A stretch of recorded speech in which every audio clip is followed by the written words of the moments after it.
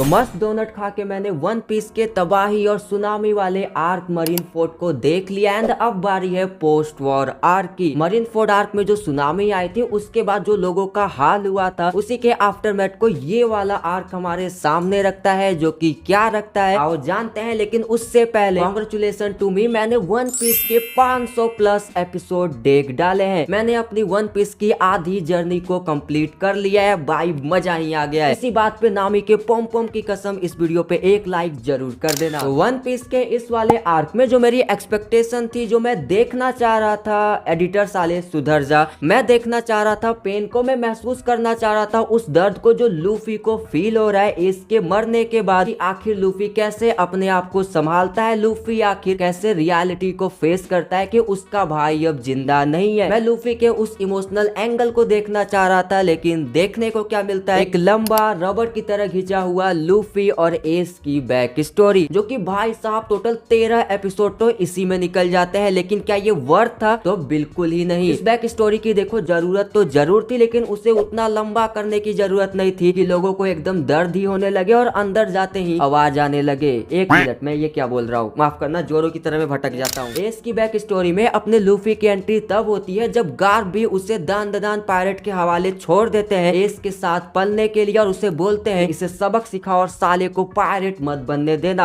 Irony देख रहे हो, पायरेट के हवाले यहाँ छोड़ रहे पायरेट ना बनने के लिए। वाह, ये महिला पायरेट जिसको देखकर तुम्हारा भले ही हार्ड ना हो लेकिन सॉफ्ट जरूर हो जाएगा।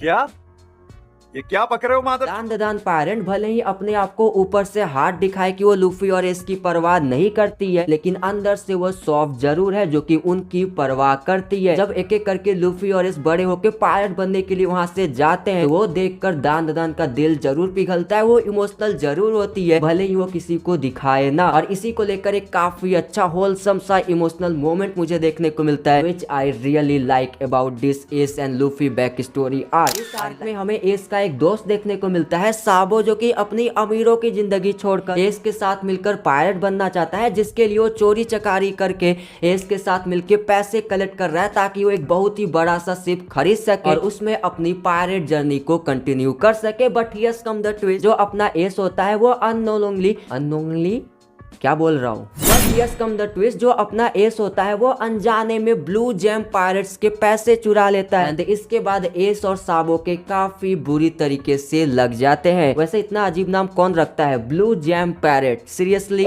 और एक तरफ जो अपना लूफी है वो एस की दोस्ती को पाने के लिए उसके पीछे तो पड़ा ही रहता है। एंड जब उसे ये सब पता लगता है कि एस ने पैसे चुराए हैं, साबो ये सब प्लानिंग कर रहे हैं, तो इन्हीं सब झंझट के कारण वो भी घसीट लिया जाता है ब्लू जैम पायरेट के हवाले, जहाँ ब्लू जैम पायरेट उसे खूब पिटाई करते हैं, उससे पूछते हैं कि बता दे मेरे पैसे एस ने कहाँ रखे हैं, जो कि लूफी तो नहीं बताता। इसको देखते हुए साबो और एस उसको बचा लेते हैं। एंड यही एक पॉइंट था जहाँ लूफी, एस, साबो एक दोस्त बन जाते हैं, एक अच्छे भाईचारा वाला दोस्त। लेकिन ये तीनों की भाईचारा वाला दोस्ती ज्यादा देर तक नहीं टिकती है। सोबो के रईस पेरेंट्स उसे पकड़ के अपने घर में ले जाके बंद कर देते हैं और कहते हैं कि तेरे से पढ़ाई ना करी जा रही, चुपचाप पढ़ाई कर और किसी अमीर लड़की से शादी कर और हमारा स्टेटस बढ़ा। फ्रीडम ऊ का हुए बे, काश उस दिन हम कॉन्डम यूज कर लेते तो आज तू फ्रीडम ना बोलता। एंड दैट्स द रीजन अपना सोबो अपने परिवार से अलग होके बाहर आके ग्रे टर्मिनल जैसी डाकुओं चोरों की जगह पे रहने लगा, कि वहाँ पे उसे आजादी मिल रही है जो कि उसे चाहिए थी, क्योंकि उसे अपने घर में तो मिल ही नहीं रही थी, उसके घर वाले तो अलग ही चुतियापा थे।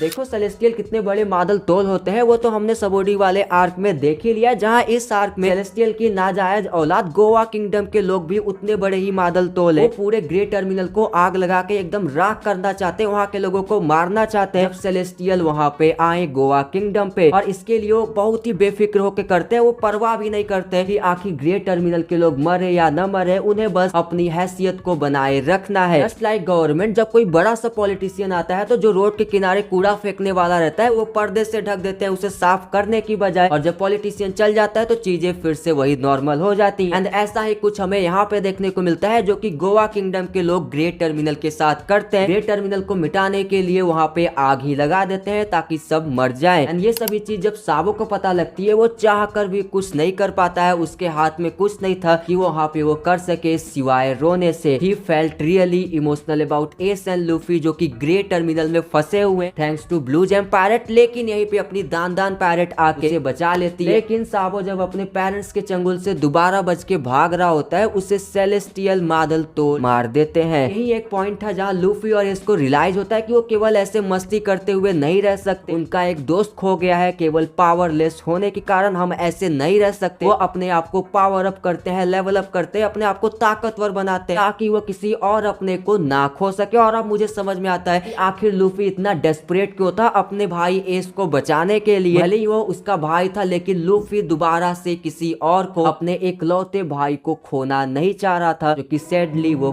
खो देता है। मरीनफोर्ड में एस के मरने से ज्यादा दुख मुझे लूफी के लिए होता है जब वो शौक से उठता है और पहला शब्द बोलता है एस स्वाद दोकोदा।